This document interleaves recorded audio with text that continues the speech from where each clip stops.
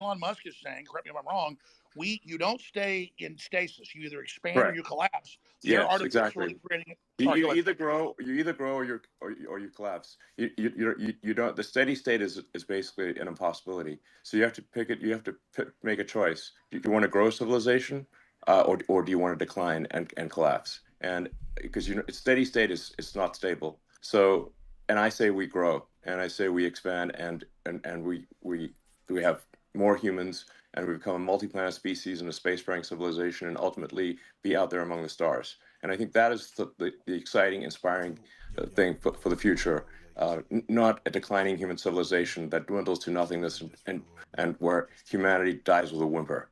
And that's the bottom line. I think it is the battle of people who believe in humans and humanity and want it to expand against people who are so selfishly going through the earth and so selfishly orientated that they don't care about expanding civilization. They just want to control the humans that are currently here. And Andrew, I totally it's a agree with you. hubris and an arrogance. I totally agree. Let me throw this caveat on it because I've read the writings of Bill Gates and Klaus Schwab and the Club of Rome. They know we could easily expand. There's plenty of room, hundreds of billions of known galaxies. They know that this is just a seed that's going to not just grow into one giant oak, but an entire forest, an entire universe. And so they want to shut everybody else down because they can't deal with the competition of the Elon Musk that come out of the general public. They want a global tyranny so they can direct it and control it so that they direct the expansion. And we can't let that happen because they literally talk about in Agenda 21, the official UN plan, a 90% world population reduction. So we need to go with the Elon Musk plan. And that's why I tell people that get upset, they go, Elon Musk is involved in every advancing technology. The globalists are pushing that too. Well, technology is like a gun. It's whose hand it's in. And so we need the gun in the people's hands, the gun of expansion, instead of in the globalist hands. And so just because Elon Musk is on the cutting edge of every technology, don't fear the technology like some troglodyte. Fear us not being in control of it. And Elon is saying we need to be an expansionary human explosion of competition and freedom, not some new dark age with a tiny breakaway civilization that's only working for itself. Sorry, I'm ranting. No, but you're completely right. Because if Elon doesn't push these boundaries, they will push these boundaries. And once they have the sole control and the monopoly over such technologies, it's over for all of us. And I don't think most people understand. It simply is the humanistic view against the death cult view. And there's people in the world who have no interest in, they have no interest in growing humanity, no interest in advancing the species as a whole. Their interest is in power and control. And all they want to do is have absolute power over the people that currently exist and their children. And you can talk about all the perverse reasons they want to do those exact things, but it's truly scary, and all the people at home who don't really understand the gravity of this fight, they seem to think it's right wing, left wing, ha ha ha. Yes, exactly. They're thinking about it the wrong way. It's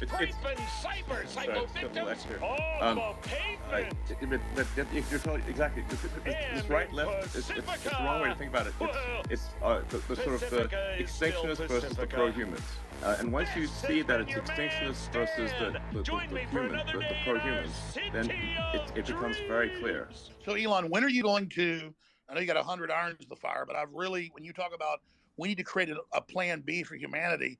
Well, that's really no. It's not a plan B. I mean, I think an alternate master plan because the globalists are in control right now. You're trying to wrest control with us. Helping. I mean, when are you going to put out your battle plan, or are you already putting it out in pieces? No, I mean, what I'm saying is that actually, I think we should expand humanity. Like basically, we should have basically more kids.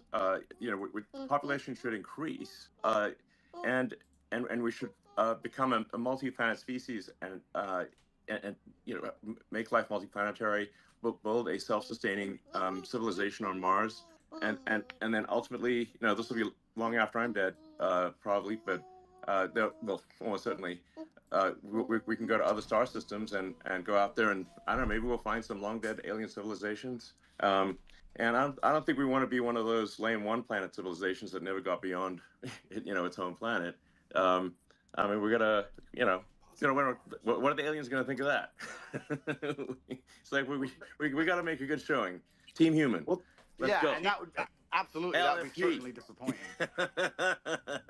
But it's essential. essential, and truthfully, it's so amazing we'd even speak about these things. Only 2 years ago, you couldn't even speak about these subjects, but it's so pertinently obvious to anyone who pays attention, and it is scary, and expansion and humanistic views are certainly the way to progress, and it has to be done. There's no other way. Just like a business, just like you guys said, if you stand still, you die. And it takes a few brave people to break the matrix. You have to break the dam, and I think bravery is so important because it puts a crack in the dam, and it shows that if there's people out there brave enough to risk getting canceled, risk lawsuits, risk lawfare, then it's going to inspire bravery amongst the rest of the populace. And it becomes extremely hard to lie to brave people.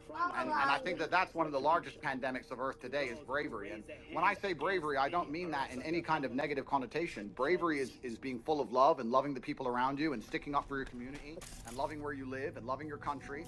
And it's brave to do those things. And it's love. What do the globalists teach us?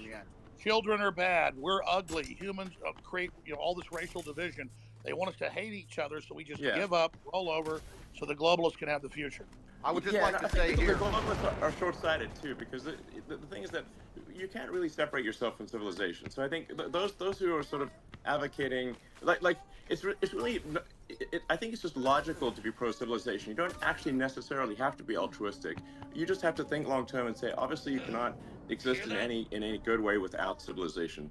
I mean, just watch one episode of Naked and Afraid, and see how much you want to go live in a forest by yourself. Well, we're in a super pivotal moment now, and the reason we're in a pivotal moment is because the machines cannot do the policing as of yet. My brother and I often talk about how bad COVID would have been if they had Terminator machines. You didn't have your mask on, you couldn't even appeal to the empathy of the person who knew how insane it all was.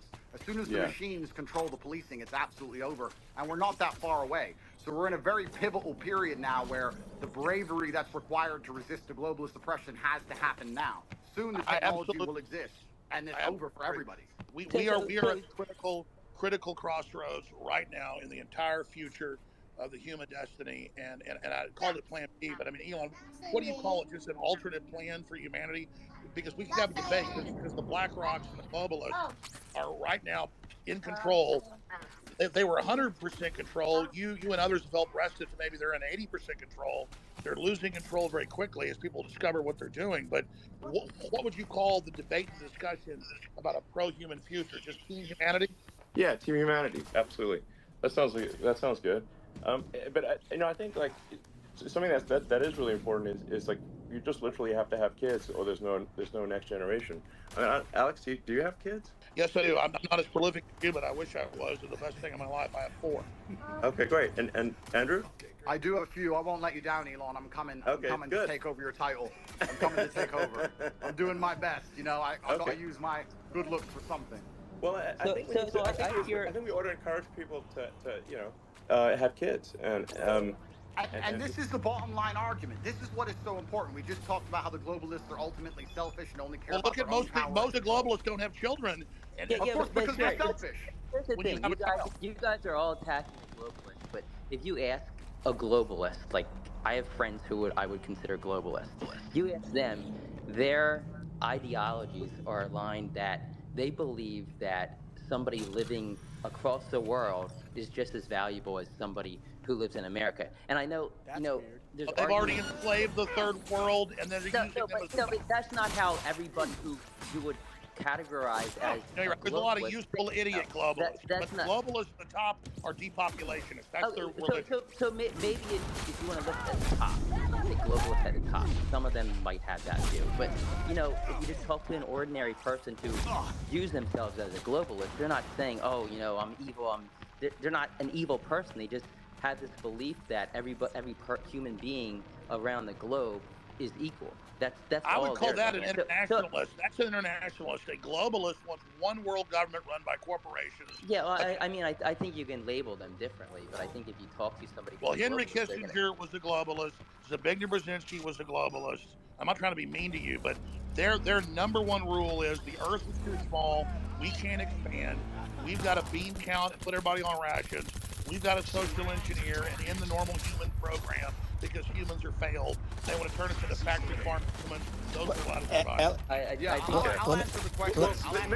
Sorry guys, if we can just say like some of these titles are a little confusing. If someone's an internationalist or a globalist, I think what can achieve some disambiguation here is to say like, does someone have as an axiomatic belief that there are too many people on the earth, or do they not? Do they believe that the earth can sustain the current population, or do they think it cannot? Now, the reality is Earth can actually handle a human population probably 10 times larger than the current population. Earth is actually very sparsely populated by humans. We only see density because if we're in a dense urban environment like New York or Boston, London or something like that. But if like here would be like a good test.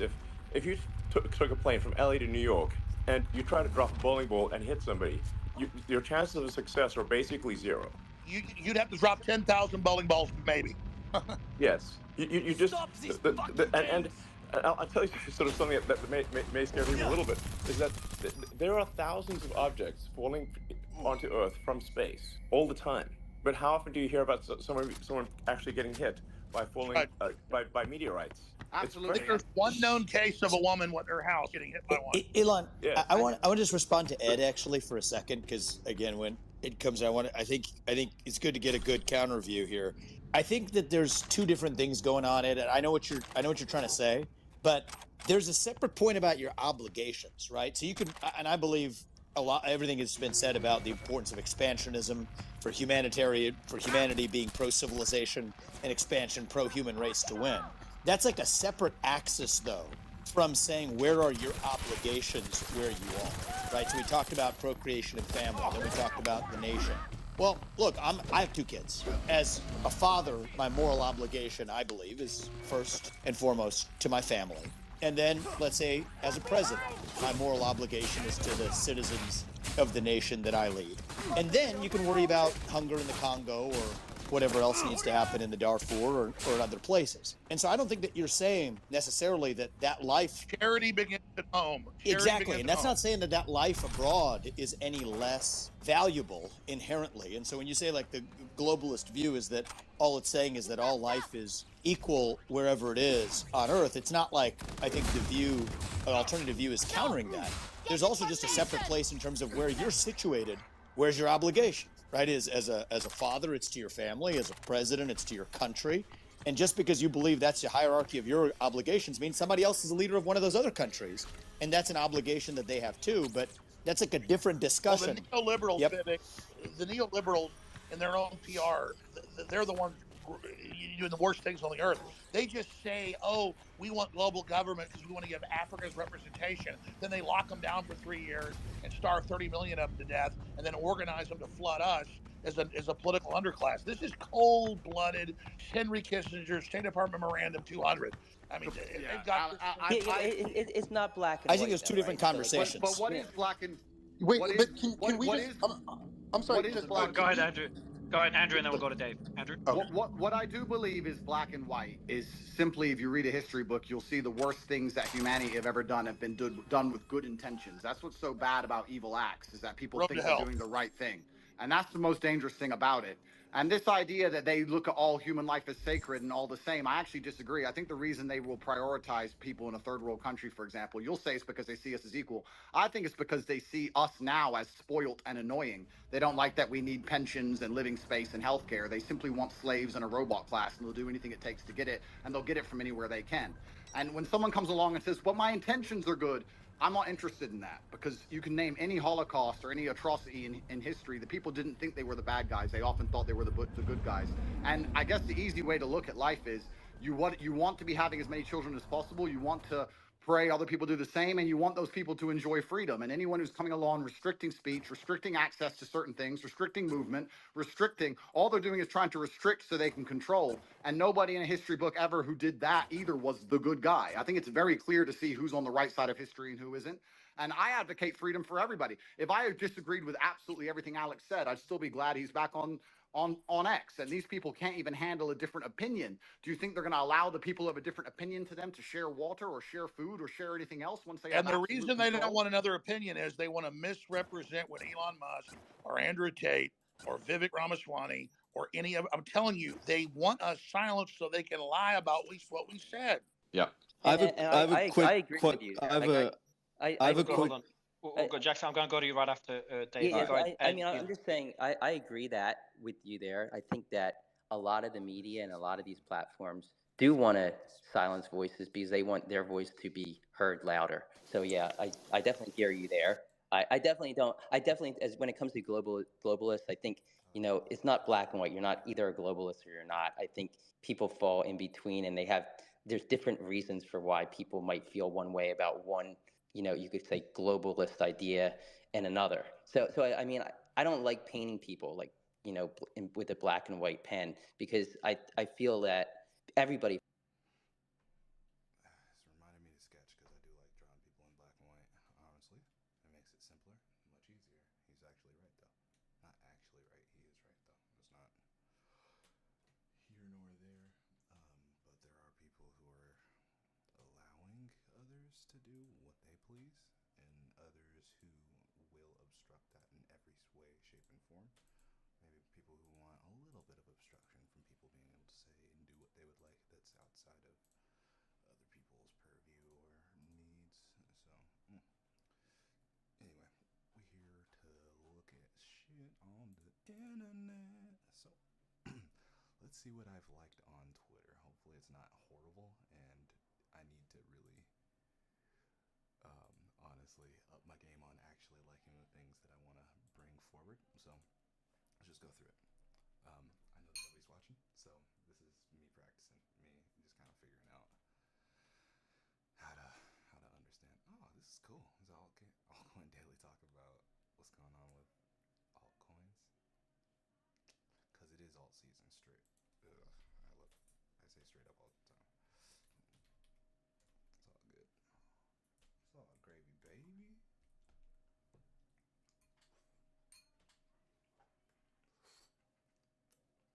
Girlfriend made some great ragu.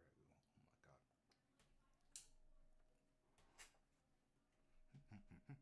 It's gross that I'm talking. Oh my gosh. I'm being dumb.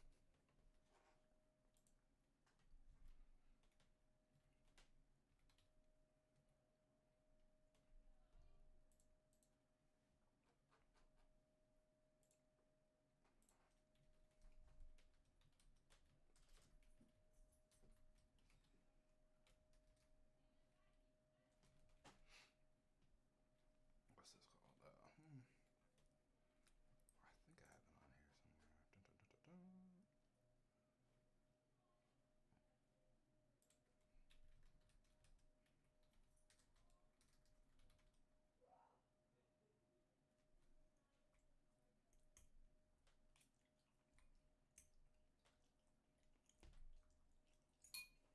Dun, dun, dun, dun, dun. There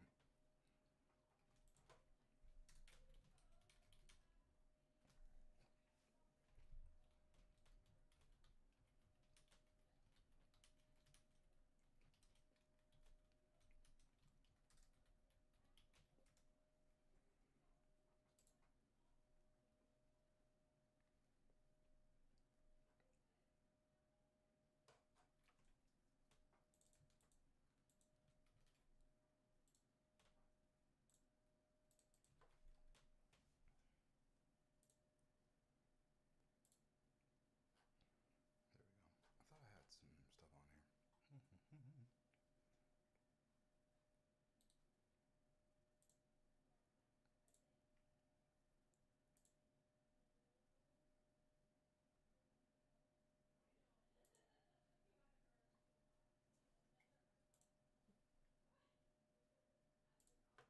This is freaking awesome.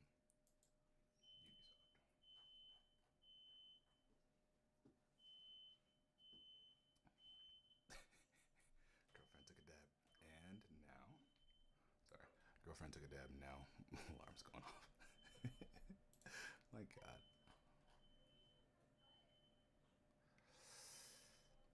let's go to my profile. This is crazy. And one of the funniest. Okay, so AI discovers a world amnesia event. It's made to be the first time in history that AI has made an observation that about humans that we may have not noticed, and it may turn out to be true. When working with a group of university students, and a new AI model that surfaced is what the AI. Anyway, what it's saying is that there was enough stress and anxiety from 2020 to 2022 that we don't even remember what happened. It's like a global trauma, and it's not helping us really understand what happened. That's one thing, but this dude Dan, this is hilarious. Wonder if this has something to do with it. Vermont legalizes commercial recreational Arizona, Montana, New Jersey, South Dakota, New York, Virginia, New Mexico, Mississippi, Alabama, Louisiana, Connecticut.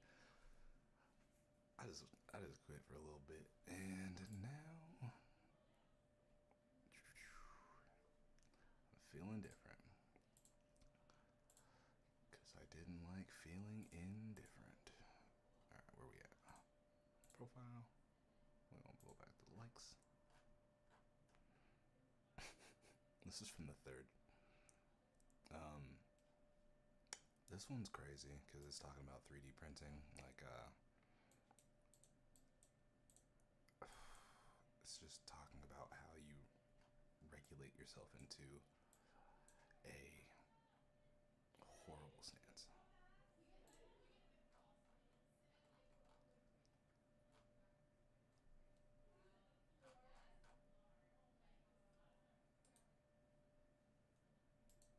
I don't want either of those. Anyway, I'll make sure that I'm actually liking stuff to be correct on this. He falls somewhere in the middle. All I know is this. That there are people that want a corporate world government whose aim is depopulation and not giving the general public access to technology by lying about resources and literally saying carbon dioxide that plants breathe is evil, and then telling us the world's going to end in 2030 and the ice caps are all going to melt, and none of that's true. So our children basically give up on the future and decide not to have children. That's all I'm saying. Elon Musk is promoting an optimistic pro-human future that the science and evidence shows is real and that we need. Gentlemen, I have to go. Yeah, I just want to be sort of yeah, exactly. I want to be very clear about my position. I'm super pro-human, and I mean all humans. Humans in America, humans in somebody's Africa, got their thing Asia, open, and everywhere else. Their phone open in the bathroom. Yeah, that's Vivek. Vivek, that's your phone, Vivek. I'm not able to mute you. Vivek. Perfect. Go ahead, Elon. Sorry about that. So, well, I hope you feel better. I feel great. Thank you. Sorry about that, guys. I'm super pro-human, like for Team Humanity here, and I just think we want to make sure that people have a positive view of the future, and like I think I encounter a lot of people who have actually very pessimistic conclusions about the future, and if you try to unpack that and say where does that pessimism come from, and I think like these are like good people, like they have good intentions. I think they think about things often come from is believing that there are too many humans on the planet. This is false. Earth can easily sustain far more than the current population, but they've been told this thing and they've believed it, and it is false. I'm very pro-environment. Obviously, I might have done more. I might have done more for sustainable energy than maybe any single human. So I would consider myself an environmentalist, but I also believe in physics and reality and not sort of being alarmist about things. Something you said was really smart, and I've seen the equations about mathematicians or rocket scientists like you, but we need the fossil fuels to get to the new technologies, and you can't cut them all off and then not have it. They're blowing up the bridge that gets them there. Gentlemen, what I would like to say, my final point, I would like to say I often get asked by people who follow me, they say, who do you think who controls the world? Who do you think the Matrix is? And I use the Matrix as a very simple way to explain that they purport a false version of reality that everyone buys into to keep your mind occupied so they can extract your body heat from you for the soulless machines, which are essentially the globalists we're talking about. And I try and say that I still believe that we run the world. There's a lot more of us than them. We still control the world. It's just down to what we will accept and what will allow them to do to us. And that's why bravery is so essential and so important. And I know I can come across as brash with my message. But No, you're not. Stop telling 16-year-olds. When I'm telling 16-year-olds to go and get rich and buy a fast car and train hard and go to the gym, etc., because these young men are far less likely to blindly comply. It's extremely important that they don't die off the next generation of young masculine youth. And that's why the system was scared of you, Andrew, because you were doing an extreme version of it to shock them out of it, to show them how to have a destiny, how to have desire, how to want to be into the future. And that's the same thing in a different way. You're right. We still control the world, and it's down to what we will accept, and it's going to take bravery and love. You need to love the people around you and love the human race and love the place you're from. And I just want to wrap up by saying that I would never kill myself. And if they put me back in that dungeon to starve, I hope you will all do your very best to get me out. We will, Andrew. Love you. Can I just throw something out? I'm going to talk to Elon Musk here and everybody else. This is Surreal. Andrew Tate, David Brown's wife is crazy. John, I've got a friend I want to get on. We also have Mark Dice. Really stood up for free speech. He's on the line if you can get a quick. I'm going to leave Alex, but I just want to say welcome on Twitter, and I think there will be more truth than not. All else equal. So hail to the truth. Take it easy, guys. Bye-bye. Bye. Thanks, Andrew. Thanks, Vivek. I have one quick question.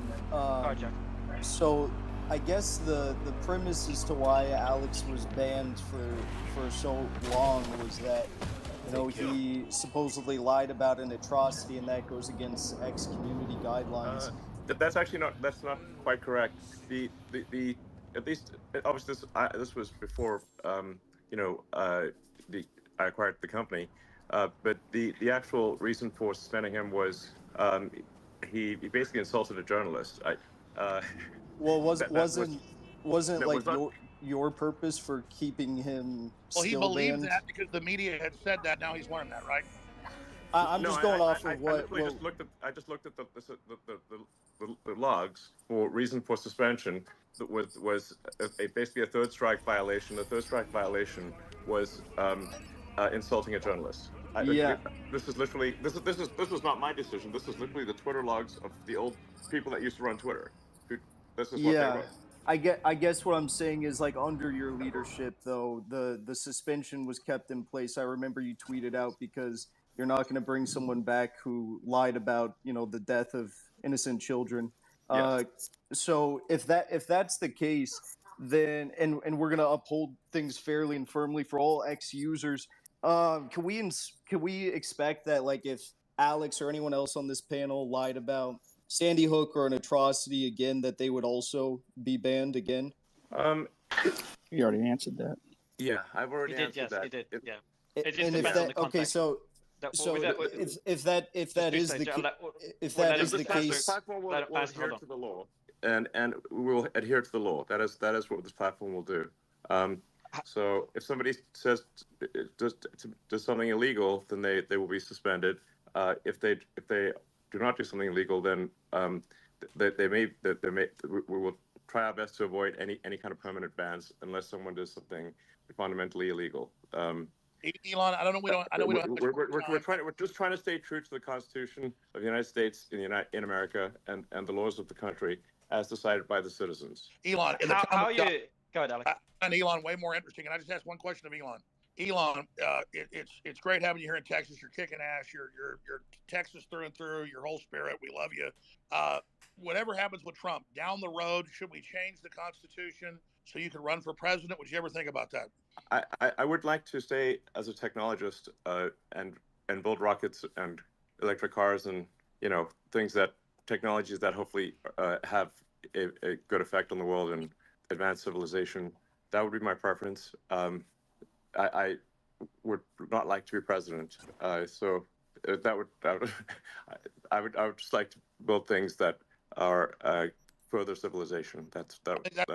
I think that's a smart answer. Are you concerned if the deep state establishment, we know it's not just one group, is able to kill Trump or not let him run for office for the repercussions? I mean, are you optimistic for the future currently, or just how do you feel about the election coming up? Well, I think it will not be a boring year. That's for sure. I think it's going to be eventful. I suspect. I don't know. You seem to be quite concerned that people will try to assassinate Trump, but I don't know. I mean, obviously, and I'm against assassination generally. So and I guess if Hitler was alive, I'd be in favor of assassinating him. But Stalin, that kind of thing. I would be too. Your attitude is we can sell the world on freedom and humanity 2.0 and a new renaissance. The establishment will just step aside because our ideas are so good. Is that what you're saying? Look, I think what I'm saying is that I think it is very difficult to predict the future. That we're certainly going to have a very contentious election and perhaps some contentious elections worldwide. The X platform will strive to be as truthful as possible about what's going on, and to that's going to be the goal. And SpaceX is going to build rockets, and Tesla's going to build cars, and as for what will happen, I don't know what's going to happen, but I think is there any big 2024 is going to be quite the encore for 2023 is my suspicion. I know you've talked about incredible jets you want to invent, some other things. Is there any other big invention you've got on the drawing board in the back of your mind that you haven't announced to the world that you want to tell people about today? No. This would not be the forum for announcing any new products or technologies. So, I mean, we do have, the Neuralink chip, which I know some people might be concerned about, but that's really something that will take a very long time to, be in any kind of widespread use. We've got the first use. The first patient will get a Neuralink chip. This is a quadriplegic, and it will enable them to control their computer and their phone. And then my uncle was in a motorcycle accident and he was having seizures for about to die, couldn't even walk. He got one. It's not one of your brain chips, but a brain chip. Yeah. And actually he can walk and talk and is happy now. So that's not bad. Exactly. So I mean, it's the regulatory stuff on this is very intense. So the first one will have, you could think of it sort of like a telepathy. You can sort of control your computer and phone just by thinking. So it's kind of like telepathy. And then the one after that will be, I don't know, we're trying to think of a name for it, but you can think of it like blind sight. Even if somebody has lost both eyes or lost the optic nerve and is completely blind, we can actually give them some amount of sight. Or that. Ultimately, I think high resolution sight, kind of like Geordi LaForge from Star Trek. You could actually see in multiple wavelengths. You could see ultraviolet and infrared, and you even see radar if you want. And by the way, for people that don't know, Elon's not lying. Even in MIT papers, they've actually done tests. That's what they say though. Is I know the problem is narrowing the sight to our bandwidth. They say these people see everything, right? Like a full spectrum. Yeah, you can have it's a point at which you have a camera. You can have a camera that can receive photons of many wavelengths. So you could see, even in darkest night, and you could see ultraviolet. You could see infrared. Like so, you could even see radar if you want. So it would be a kind of thing that would it's probably trademark thing, but I think blindsight is a cool name for it. It's like even if yeah. Let me get one question from Mark Dice because this is the best interview ever. Mark Dice is a great journalist. He stood up for me the last 5 years when nobody else would. Mark, quick question from Mark, please. A comment, really, just to reinforce to everybody listening, all the journalists, and thank you, by the way, Elon, for unbanning Alex, for everything that you're doing for the platform, for humanity. But I just want to reinforce, and I'm glad you retweeted this, Alex, the reason why Twitter cited Alex being banned, contrary to popular belief, not because he entertained some conspiracy theories about Sandy Hook, as crazy as they were, and Elon just confirmed that the Twitter logs said that he confronted Oliver Darcy, a public figure on public property when he was working in the capacity of a journalist, and they cited that as... But Mark, that's old news. Let's move on from Alex Jones. Well, we're talking to Elon Musk. What's your question for Elon Musk? I didn't see the Twitter files. Can you release data about the choices that were made regarding the trending list? Because the trending list drives the news cycle, as you know. and they can create a self-fulfilling prophecy by manually inserting topics in there, getting people to talk about them. It becomes a topic. It becomes news. Did I miss that in the Twitter files, or was that just not released? I would like more data on the manipulation of the trending list to manipulate the news cycles over the previous ownership. Yeah, well, there was a significant manipulation of the trending list, and it's worldwide. I mean, you can just, I'd say, like, as a general rule of thumb, whatever conspiracy theory you've got about Twitter, it's probably true, even more true than you think it is. Are you taking precautions now? Okay. Yeah, I think the path to having a sort of a clean system is maximum transparency. So that's why, like, for community notes, the software for community notes is completely open source. You can see every line. The data for community notes is completely open source. You can see the data, you can see the logic, and you can independently create the community note conclusion. So you can tell right away if there's manipulation, and there's always going to be some with these things. It is not black or white. There's always going to be some degree of manipulation.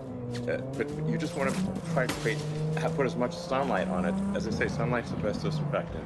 You want to have it be as clear and transparent as possible. This will minimize the amount of manipulation. So the more visible something is, the less it is in the shadows, the cleaner it will get. It will not be perfect, but it will be that much better than something that is hidden. One other point, I hope that you're making precautions for the possibility of the X being banned from the App Store, using it as a save to home screen type of feature. As you know, that's probably a very real possibility over the next 12 months. But one other thing here, and again, appreciate your time. I would also just politely ask that the InfoWars account at Owen Schroyer and Rob Dew, their employees of Alex, be unsuspended. They were lumped in with that initial suspension. And maybe I think it's time. I do believe CNN violated the terms of service of harassment. They posted a video a while ago, years ago, showing them harassing a poor old lady because she shared something on Facebook that originated from Russia. And you can see on the house that showed her front yard, you can actually see her address on the number plate right on her house, and that's still on Twitter. So. But Mark, let's not become them. Let's take Mark. Exactly. Yeah, I've just kind of wanted troll give tips to their Well, but anyway, I do want to be clear that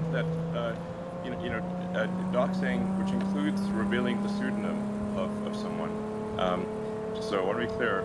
Sometimes some publications have claimed that revealing the pseudonym of someone is not doxing when it obviously is, will result in at least a temporary suspension.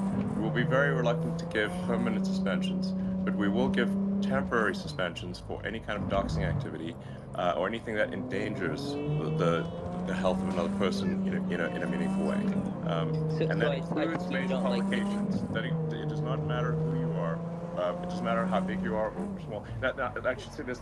There is one. We do have a UN exclusion rule, which is that if it's a head of state recognized by the UN, even if they say things that are, kind of crazy, which they do, then we don't suspend a head of state. Just for the same reason that the UN allows heads of state to say crazy things at the UN Assembly. But because we need to hear that. What everybody has to say. I was just going to ask, I guess you don't like Nikki Haley's idea of basically doxing everyone? No, I hate it. Hey, yeah, that's crazy. Look, the thing is that a lot of people obviously would face repercussions from their employer or from their government or from some organization if their identity is revealed. And that therefore inhibits the public dialogue. People, there've been professors who've been suspended for favoriting things on old Twitter. They literally got suspended for just having a favorite button. This is so you can say, like, look, if a tenured professor can get suspended from their job for just liking a post on the X platform, then obviously there is some need for people to be able to post things anonymously. Otherwise, they simply will not be able to speak their mind. Absolutely, they're losing their job. It's anti-whistleblower, but I just want to say this because I think community notes is the best thing ever. Even if somebody says something really horrible, I think there should be some buffer zone to at least let them respond as much as they can before they get banned. Because what I see everywhere is PR firms will say somebody has said something they didn't say. They create this woke mob response then the person's taken down, and then most of the time it's not even true what was claimed. General? Yeah. Anyway, we're very much going to err on the side of freedom of speech, which is really just saying, in America, we're going to uphold the Constitution of the United States, and that's what we're going to do, and uphold the laws of the country. And if the laws are changed, we'll then change our behavior to match the laws, and we'll do so. And we also can only match the laws in other countries, because sometimes people will say, well, why don't you demand freedom of speech in some other country in the world? I'm like, well, we don't make the laws in that country, and if we don't adhere to the laws of the country, they will simply cut us off.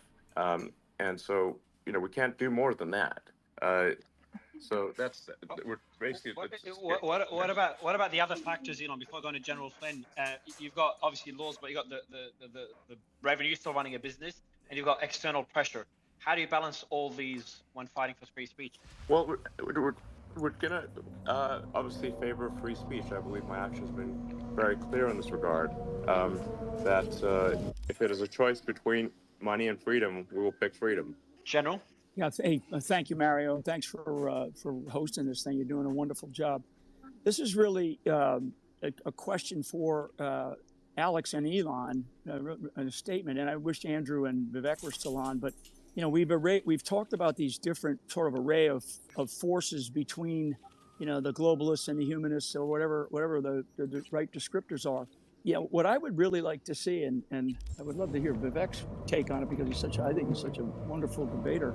I'd like to know if there's a possibility to set up a intellectual debate between the Alex Jones, Elon Musk, Andrew Tate, Vivek.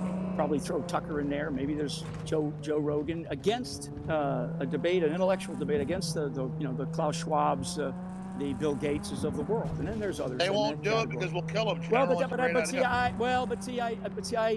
I disagree. I mean, this is how we fight today, right? We are fighting in an information domain. Andrew, I wish he was still on, because I'd love to hear his take. Because Andrew starts to imply, and there's a lot of people that imply this. We're going to move to something that we don't want to. Place that we don't want to be, because of this frankly, what I see is a globalist takeover, and I'm all with you, Alex, and you and I have talked about this a lot. But what I would really like to see is an intellectual debate and a challenge. I mean, otherwise, because 2024 is going to be for the United States is going to be a historically consequential moment in history, and I would prefer that extraordinary session that I've been listening to for the last couple of hours here. And I would really like to hear, at least Alex, because you're on, and I think Elon's still on. What do you think about setting up some type of intellectual debate, or at least array on X?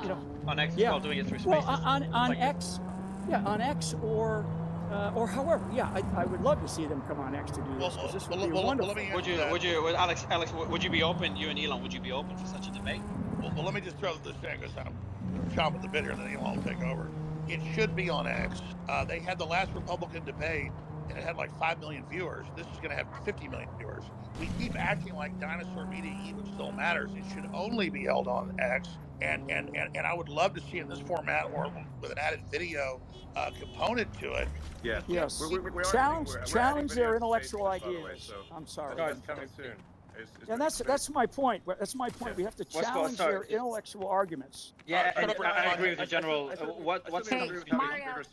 Hold on, Laura. I was just going to say that from a future standpoint, we are working on adding video to spaces. So it'll just be a simple thing where you can turn video on or off, and then whoever's speaking at the video will switch to them, just like if it's I guess like a group call or something like that. Oh wow. So that I think will help. It's helpful to see people's body language as they speak. It conveys more information if you can see their face and their body language, if they wish to. When do you think that will? We're hopeful we hope to release that functionality before the end of the year, but certainly by early next year. Huge. Well, that's a big technological announcement. That's a big one. That's big. Yeah. Oh, okay. I'll go to CJ. But that's very big, so that's pretty. Okay. Easy, frankly. But yeah, it'll be cool, I think. Yeah. Well, it's just fascinating how far Spaces. I remember being on Spaces since the early days, pre-Elon. To see how far it's gone, and to be able to have discussions like this. I don't think the audience understands there's never been any platform where voices from all sides, voices that were censored before, we're all speaking in one place. Oh, let's be clear. There's been more innovation since Elon took over than the whole history before. I'll jump off, but I just want to say come thanks a long to way Elon. Since the rather embarrassing Ron DeSantis situation.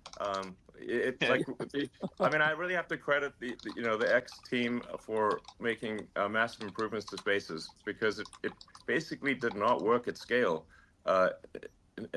until a massive amount of work was put into it. It obviously broke rather embarrassingly in the Ron DeSantis situation.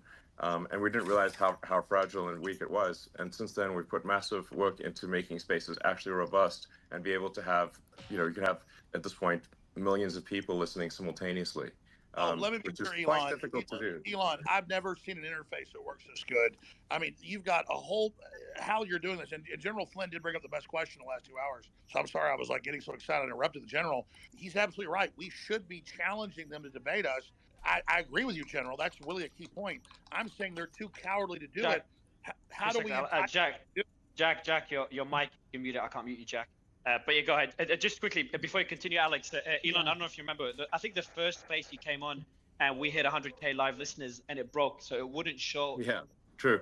I don't know how you do it, Alex. 109,000 right now, 109,000. Yeah, I don't know how you do it, but I know that that we have to do it. We don't have I think we are in a place where we don't have a choice right now. I think the intellectual arguments on their side, I just think that they're going to fall flat, and they don't really have a good argument. And Elon mentioned it early on about, how much energy it takes to lie. I mean, it just does, to lie to so many damn people, but we have